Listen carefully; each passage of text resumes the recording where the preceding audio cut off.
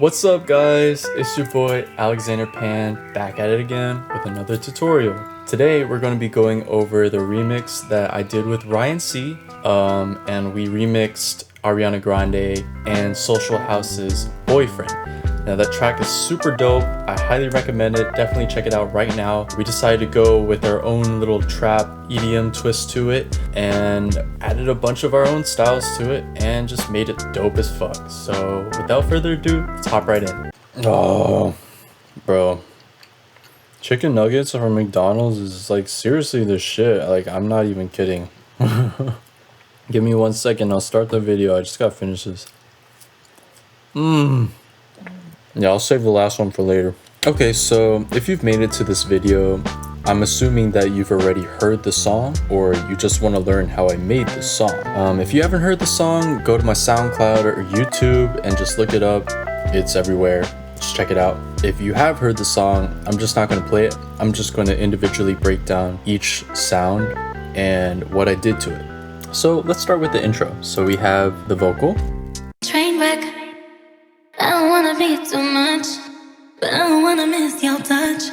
You don't seem to give a fuck.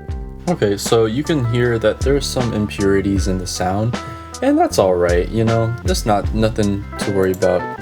So what we put in the chain, just slap some reverb on it and then put some sibilance from Waves Audio. It just gets rid of some of the high hissing noises. I think it's a great plugin for vocals and anyone can use it. And just low high passed from the 100 Hertz. So here we have cello, violas, and pits. I just took from the Flex Pack. It has amazing string samples. You should definitely check it out, and it's for free for anyone using FL Studio. So I just have the cellos going 1 octave lower than the violas. And then we have some pizzicatos doing some arpeggio melodies, and together they sound like this.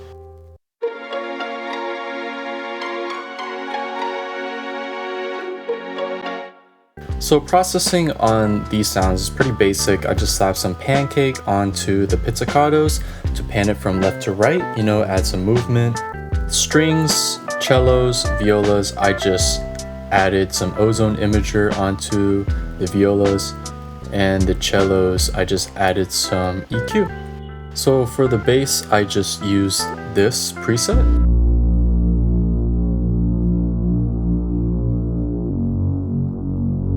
Honestly, I have no idea which pack it's from. I don't want to click on anything or else it would delete it.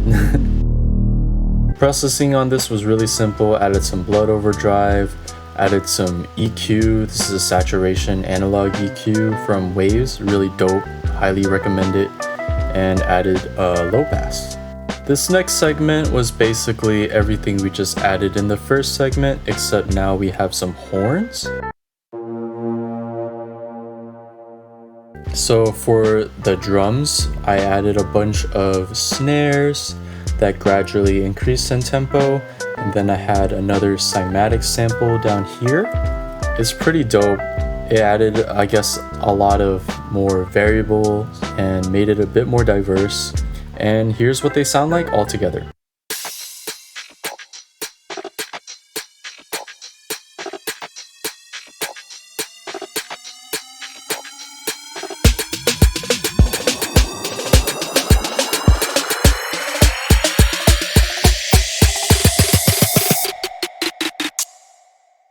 Now the drop part is pretty insane.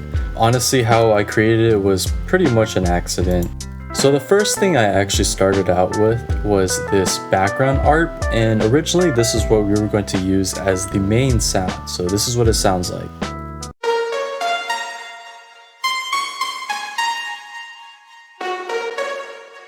So with the bass, the kick, and the snares and everything, this is what it sounded like at first.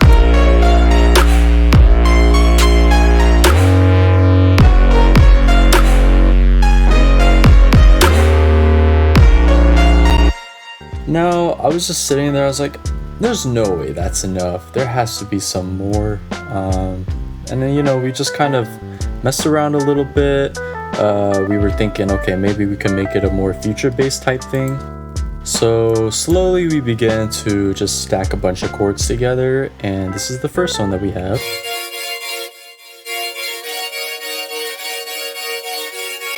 And I was like, okay, well, that's nice, but that's not enough. So we have to add a little bit more. So we just kept adding, you know, like an even higher synth.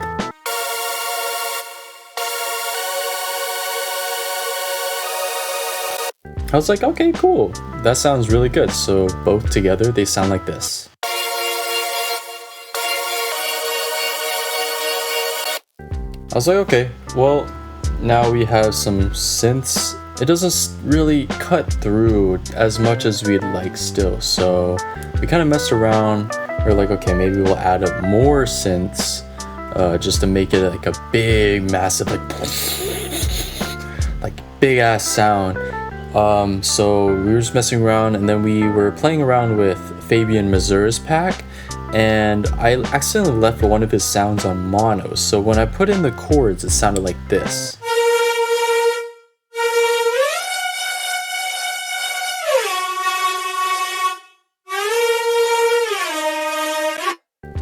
And then when that happened, we were like, oh shit, like literally Ryan's on the Zoom call with me, and we're both listening to that, and we're just like, yo, that's the sound we gotta use right now. So I was like, okay, that's a cool sound, let's layer it with one more sound just to make it even fuller. And I picked another one. I think I actually made this myself.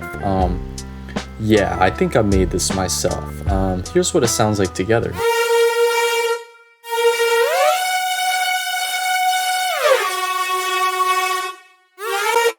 So when I put those together, I was like, okay, yeah, that definitely makes the lead sound so much fuller, you know? I feel like it has a lot of character to it, and we can definitely build the sounds around this. So one of the coolest things that I always love adding to trap drops is brass. I think it just makes everything a lot more trappier and intense, and adds a lot of energy in between different chords. So this is the brass that we added.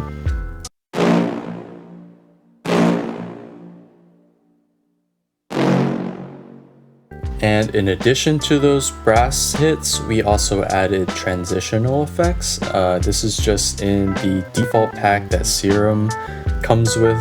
Everyone should have it, and I think it's called FX Rampant 1. So what we did here is we took the sound and we actually automated the pitch going down, so it's like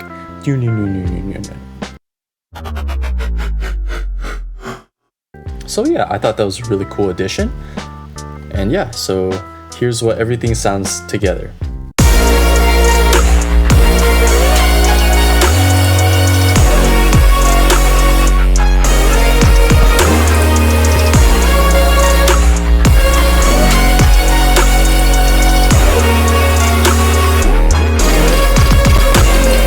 Yeah, that's pretty dope, right?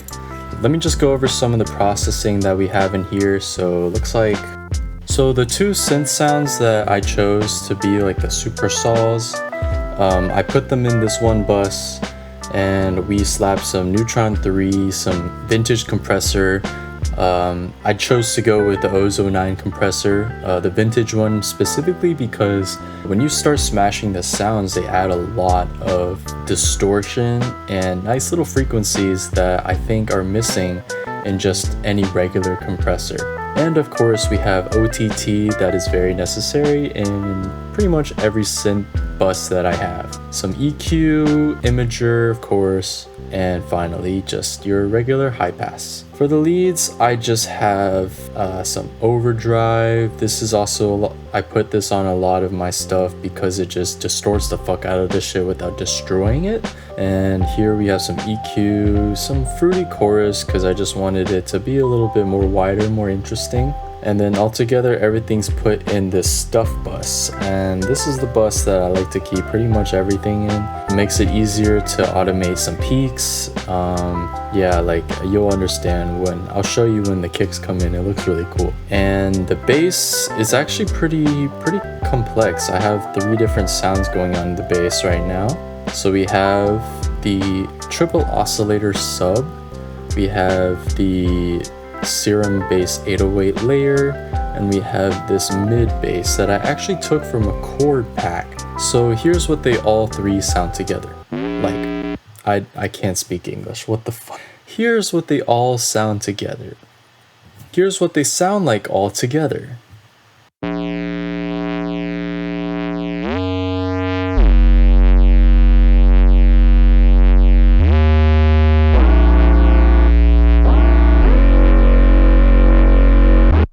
Now the bass, I didn't really add too much processing into it. It was mostly just distortion, especially in the triple oscillator sub. I feel like just a normal sine wave sub wasn't enough, so I added some blood overdrive. And for the 808 noise, I just EQ'd it a little bit. I felt like it was already loud enough. I didn't really need to add any more to it. Mid bass, however, I did go a little bit ham on. I added some EQ, some more EQ. We got Saturator, of course, one of the best free saturation plugins out there. Definitely check it out. We got Fruity Compressor. I just wanted to kind of compress the peaks a little bit because I saw the sound was just moving up and down way too much, and I just wanted it a more consistent flat sound. And finally, the bass bus, where all three of them go into, added the blood overdrive, and I guess I decided not to go with this EQ. I kind of just left it here. Now, if you're curious about the purpose of the two EQs, let me just show you why I have them out.